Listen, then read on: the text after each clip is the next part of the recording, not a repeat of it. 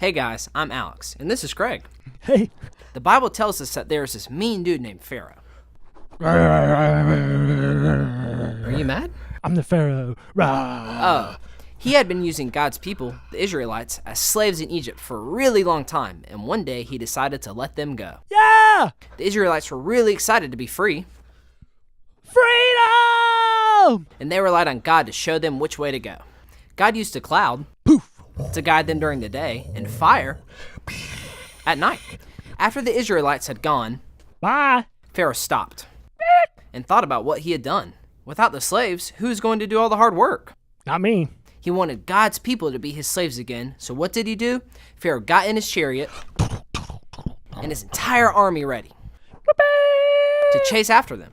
The Egyptian army marched through the desert until they finally caught up to God's people. Meanwhile, the Israelites had stopped and camped near the Red Sea. And when they looked back to see the Egyptian army coming after them, they were terrified. Okay, let's see what happens. Okay. They were so afraid that they started complaining to Moses, saying it would have been better to stay in Egypt as slaves. Go back. Moses calmed them down by saying, "Don't be afraid. Stand firm. You will see the Lord save you today. Do you see those Egyptians? Yeah. You will never see them again. The Lord will fight for you. Just be still." What a relief. The Israelites knew they couldn't take on Pharaoh's army, but God promised to fight for them. First, God took the cloud that had been guiding the Israelites and put it behind them so they couldn't be seen by the Egyptians.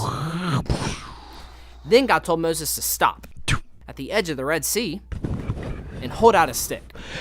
Boom. When he did this, God split the sea in half. Wait, how'd he split the sea? I don't think it looked like slicing a watermelon. I got it.